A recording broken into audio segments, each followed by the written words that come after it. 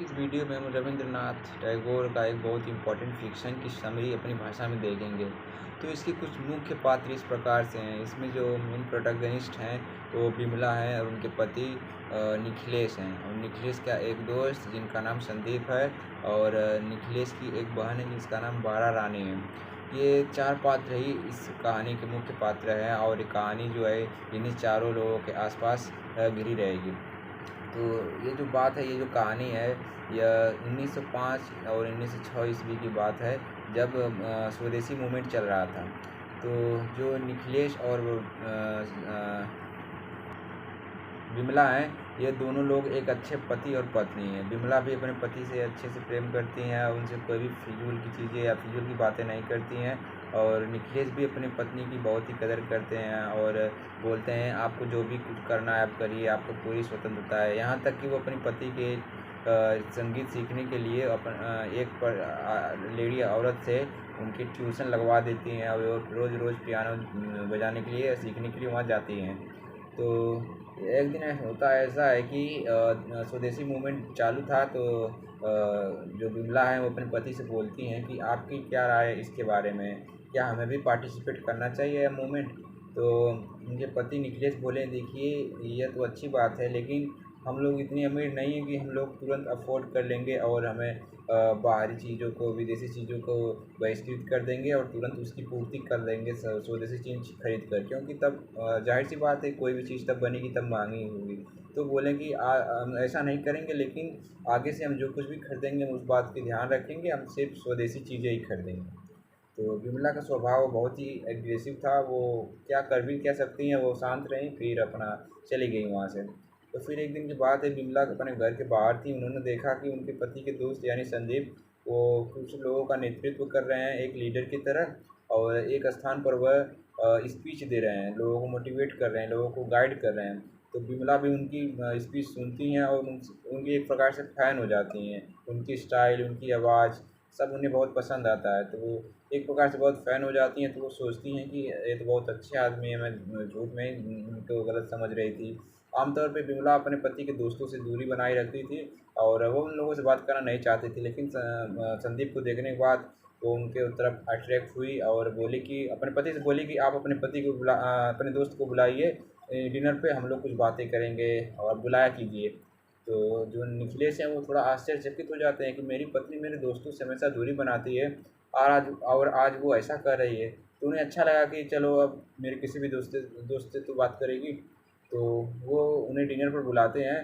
तो रात्रि का भोजन चलता रहता है। तो संदीप बोलते हैं अपने दोस्त निखिलेश से कि भाई तुम्हारा क्या राय है इसके बारे में, क्या हमें ये सब मूवमेंट करना चाहिए, क्या तुम भी हमारा साथ दोगे। तो निखिलेश बोलते हैं कि भाई देखो ये अच्छी बात है स्वदेशी मूवमेंट, लेकिन बहुत से लोग ऐसे हैं जो अभी ज़्यादा अफोर्ड नहीं कर पाएंगे, तो वो बाहरी चीज़ों का बहिष्कार करके तुरंत स्वदेशी चीज़ों की आपूर्ति कैसे कर लेंगे। तो लोगों की अलग अलग विचारधारा है, लेकिन मेरी राय यही है कि हम लोगों को ऐसा नहीं करना चाहिए, लेकिन हम लोगों को इसका साथ देना चाहिए। हमें आगे से जो भी चीज़ें खरीदनी होंगी हम उसको स्वदेशी चीज़ें बनी हुई ही खरीदेंगे, विदेशी चीज़ों को नहीं अपनाएंगे। तो फिर संदीप हैं वो पूछते हैं विमला से कि भाभी जी आपकी क्या सोच है इसके बारे में। तो विमला बोलती हैं कि मैं तो हमेशा सच का ही स्वाद दूँगी, लेकिन हमें स्वदेशी चीज़ों को अपनाना चाहिए, लेकिन हमें विदेशी चीज़ों को तुरंत बहिष्कृत कर देना चाहिए। तो संदीप बोलते हैं ये हुई नहीं शेयरिंग वाली बात। तो इस तरह से बातें चलती हैं, मज़ाक होता रहता है, चलता रहता है। और फिर वो अपने अपने घर चले जाते हैं लोग। संदीप अपने घर चले जाते हैं, विमला और निखिलेश ये लोग सोने चले जाते हैं। फिर ऐसा चलता रहता है। उस दिन के बाद से विमला संदीप की और भी फ़ैन हो गई और वो अब तो संदीप चोरी छुपे भी आकर विमला से मिलने लगा। तो ये बात धीरे धीरे भनक लग गई निखिलेश को, लेकिन निखिलेश ये सब इग्नोर कर रहा था। वो अपने दोस्त को अब अच्छे से जान गया था, उससे दूरी बना रहा था, वो कुछ बोल नहीं रहा था। तो एक दिन ऐसा हुआ कि संदीप को बहुत ही पैसों की ज़रूरत हुई। जाहिर सी बात है कि वो एक लीडर है, तो उसे लीडरशिप करने के लिए या मीटिंग अरेंज करने के लिए पैसों की ज़रूरत पड़ती थी। तो वो किसी तरह से लोगों से टैक्स लिया करता था, जो स्वदेशी चीज़ों को रखने के बावजूद भी विदेशी चीज़ों का यूज करते थे या उनका व्यापार करते थे। तो उनसे टैक्स लेकर वो अपना खर्चा चलाता था। लेकिन 50,000 की उसे बहुत सख्त ज़रूरत थी। तो वो सोचा कि मैं कैसे प्राप्त करूँगा। तो वो सोचा कि एक एक औरत है वो जो मुझे पैसे दे सकती है, और ज़ाहिर-सी बात है वो औरत कौन हो सकती है, बिमला ही।